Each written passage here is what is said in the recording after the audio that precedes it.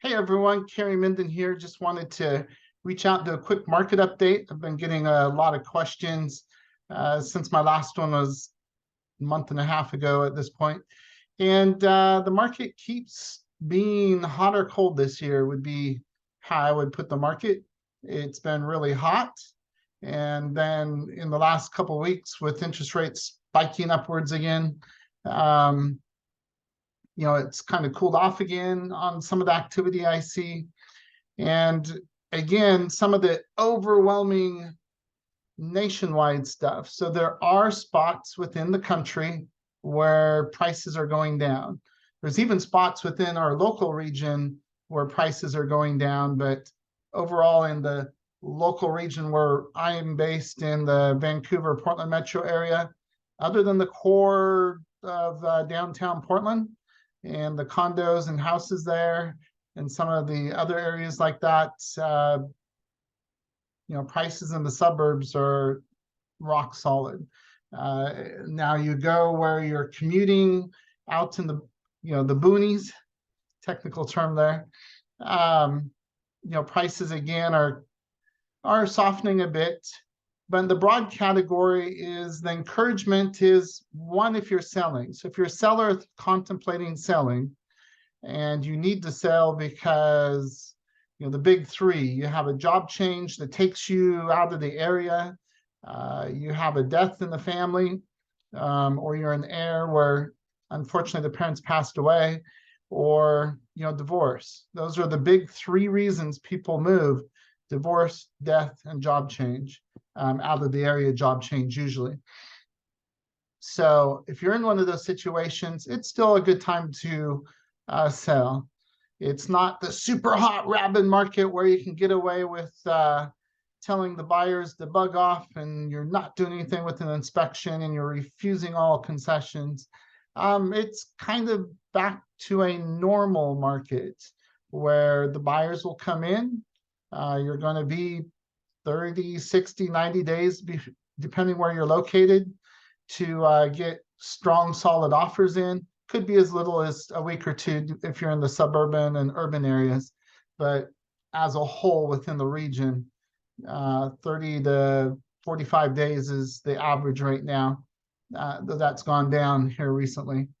I suspect it'll creep back up again. So if you're a seller, it's like normal. If you're comparing our time right now to 2020 at the beginning or 2019, you'll be happy with what you sell your house for. It's not going to be bid up overpriced, but you're going to sell it at a good, reasonable price. Now, if you're a buyer, the advantage if you're a buyer is a lot of the competition's been sidelined either through fear or because interest rates are up. But when you go in there, you're not going to be in a multiple offer situation with 10 other offers where you'll have to bid way up just to maybe get in, to maybe, waive all your contingencies and then still maybe get the house. Some people were telling sellers they would name newborn their firstborn after the sellers if they got a house, for example. So that's wild and crazy. So it's back to a somewhat normal market. You're going to be able to negotiate a little bit, not a lot. This is not a buyer's market still here locally. Here locally, it's a slightly to the seller side still, just because there's no inventory. But you're going to be able to negotiate around the edges. You're going to be able to ask for closing costs, probably. And you're going to be able to ask for reasonable repairs and the inspection process. Hey, you're able to get an inspection. That's amazing. So, because we had 2 years there where, getting an inspection was a hard thing to get as a concession. And it's just a normal part of real estate, really. So here locally, we're just kind of back to normal. It looks very normal for the seasonality of what an average year would be. That's going on here locally. Prices are not crashing. They're also not going up. In the broad category, there's a few little hot micro markets where the prices have gone up. There's other little micro markets where prices have gone down. But overall, I would say the message locally is we're returning to normal. Now, there are places I've been talking to friends throughout the country that are in real estate. There's some places of which real estate is crashing. There's some places of which real estate's still going up. So that's not here on either side. We're just kind of bouncing through flat line. And the three things that are driving our market here locally is, builders have pulled back. They're only building as deposits come in. People put a deposit on the house. They're not spec building anymore, even the big national builders. There's a lack of inventory. Sellers are not selling.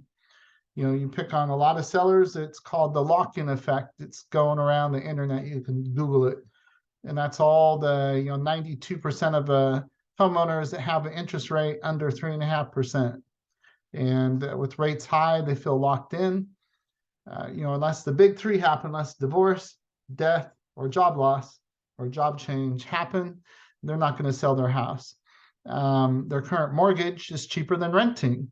So they can't really sell the house and go rent, because then, well, depending where they're at, if they're cashing money out, maybe that's an option. But it's not a benefit to them to just laterally sell and go rent. So that's the message. Hopefully that all makes sense. Never too busy to answer your questions. Reach out. Let me know if I could be of service to you. If you have a friend looking to buy or a friend looking to sell, obviously that's what I do. I help people buy and sell homes, and I'm always happy to talk to them and give them a benefit of information and hopefully do business. So have a wonderful day. Talk to you soon.